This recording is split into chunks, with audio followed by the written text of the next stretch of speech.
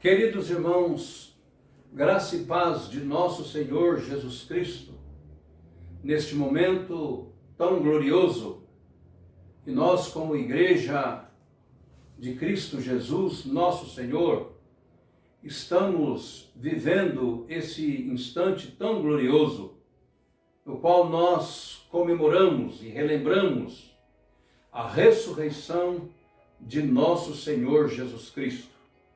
No dia da Páscoa, que hoje nós lembramos desse acontecimento singular da história. Vamos orar, suplicando a bênção de Deus para a nossa meditação nesta manhã.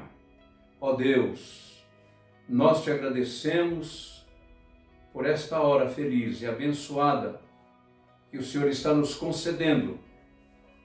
Também a bênção de poder estar trazendo esta mensagem, Pai, de conforto, de consolo, de edificação ao coração de cada um de nós, nesses momentos em que nós comemoramos a ressurreição de nosso Senhor Jesus Cristo, o maior acontecimento, o maior milagre, o milagre dos milagres que aconteceu. E esta glória da ressurreição é o alicerce da nossa vida espiritual. Abençoa os irmãos, todos que estão ouvindo, com a tua graça, com a tua bênção, em nome de Jesus. Amém. Queridos irmãos, queridos ouvintes da palavra de Deus, o apóstolo Paulo, na primeira epístola aos Coríntios, no capítulo 15, ele nos fala a respeito da ressurreição de Jesus Cristo nestes termos.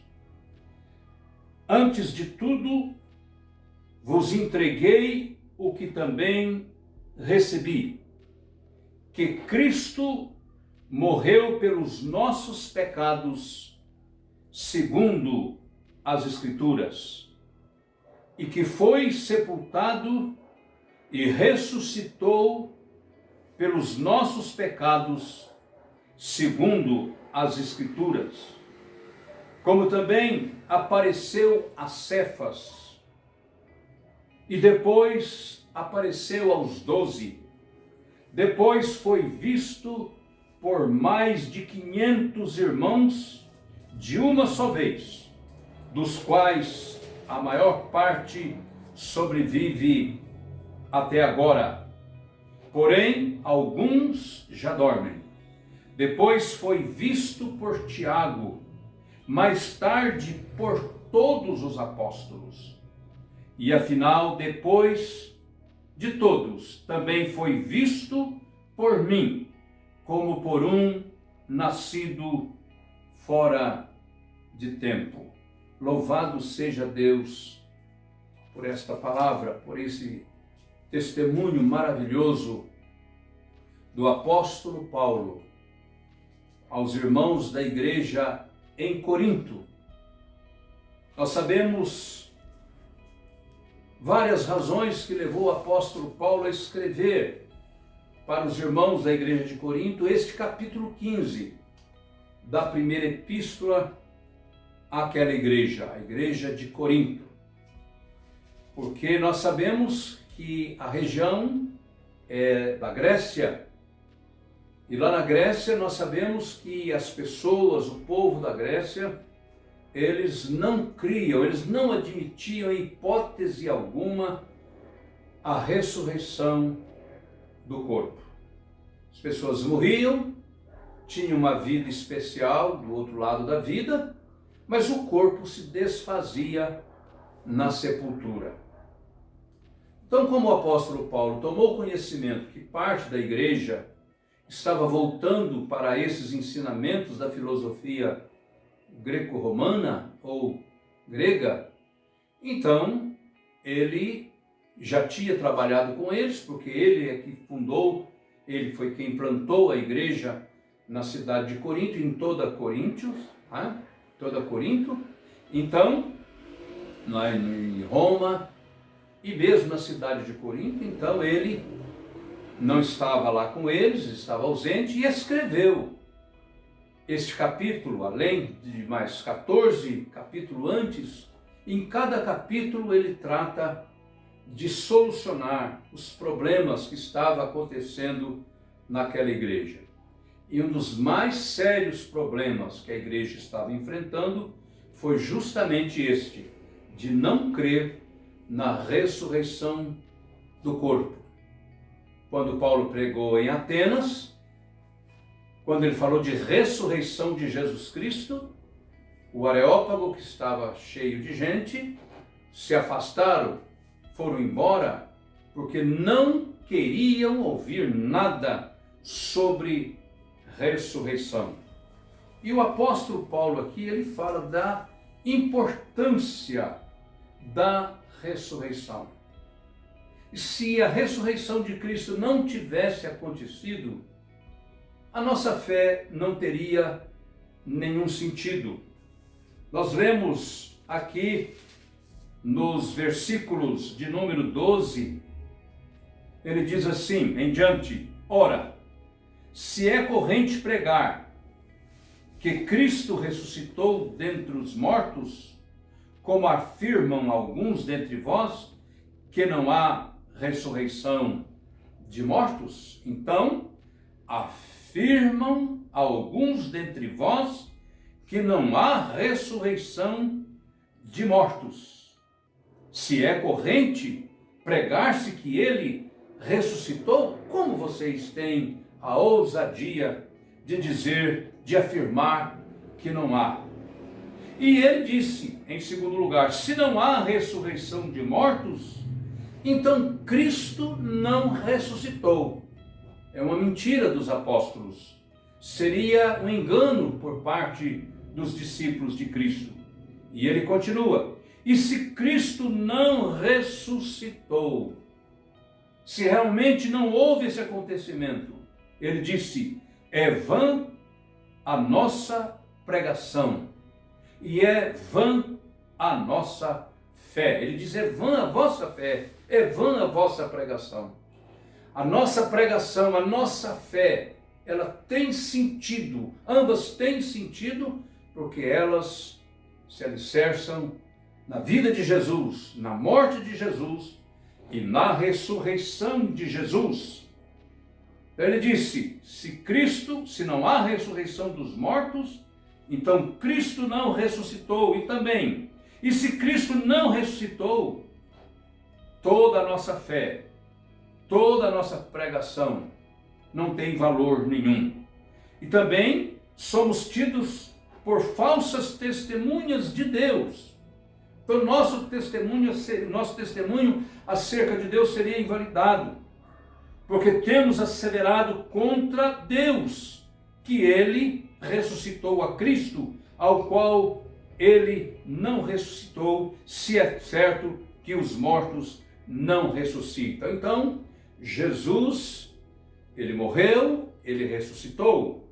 Nós também morremos, vamos para a sepultura, e chegará o dia, quando Jesus voltar, os corpos que estiverem na sepultura ressuscitarão. Muitos ressuscitarão para a vida eterna.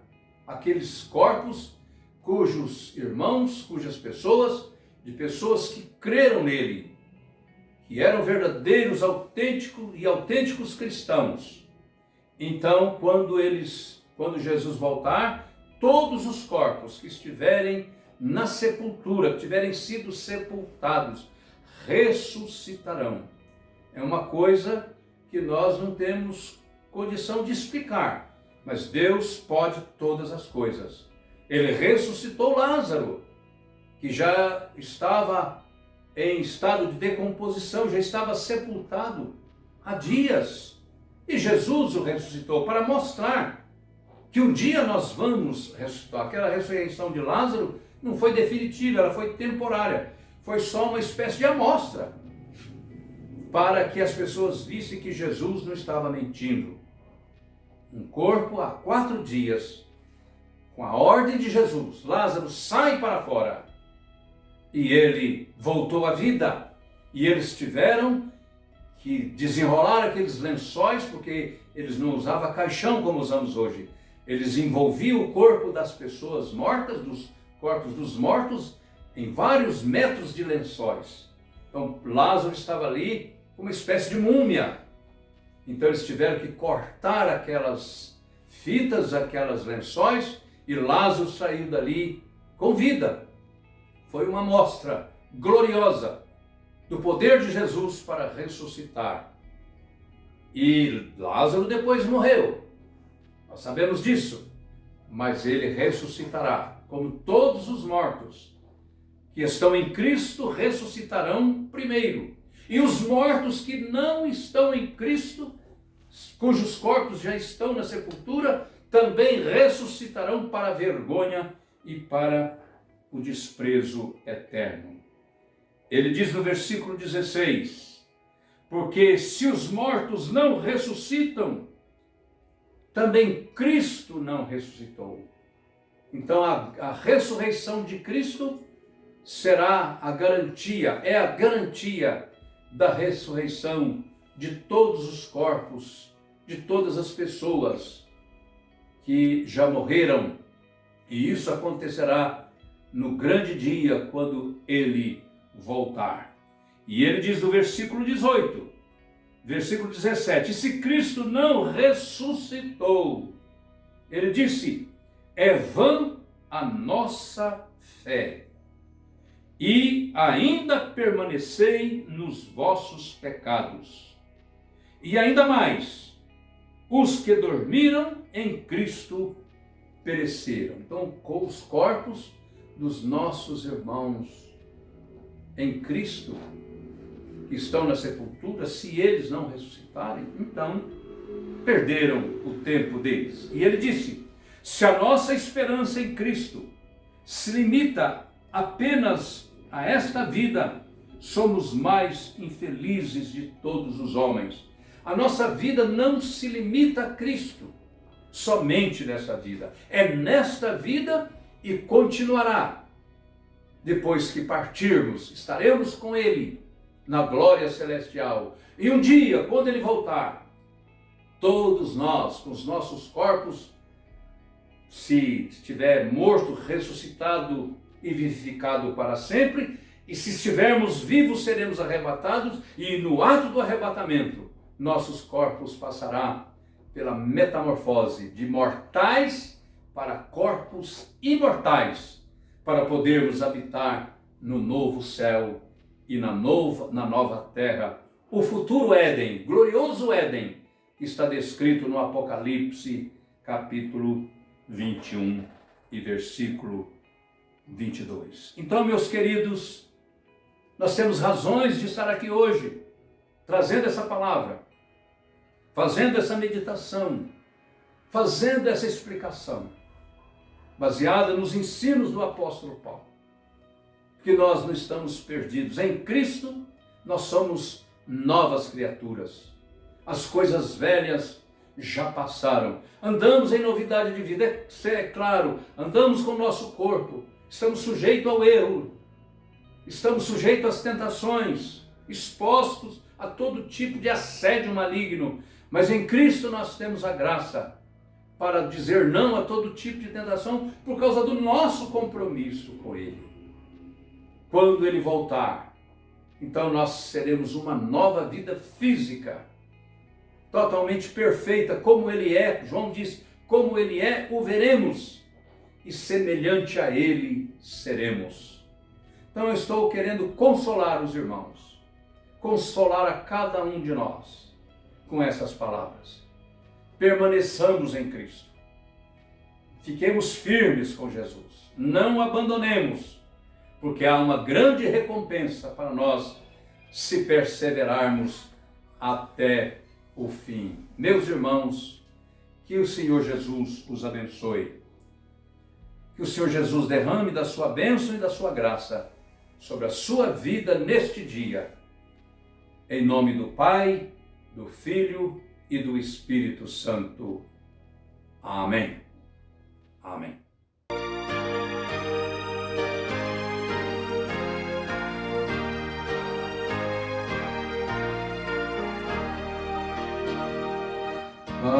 Cristo adorai, Cordeiro vencedor. Ouvi das hostes celestiais, dos anjos o louvor. Eleva a tua voz e entoa coração, louvando aquele que morreu e deu-te a salvação. A Cristo adorai, seu lado e mãos olhai, das suas chagas o esplendor e a glória contemplai. Nem anjos lá do céu o podem suportar, perante o místico esplendor abaixam seu olhar. A Cristo adorai, a vida nos doou, e a fim de dar-nos salvação da tumba triunfou. Cantemos seu poder, morreu, mas ressurgiu, a vida eterna lhe nos deu e a morte destruiu.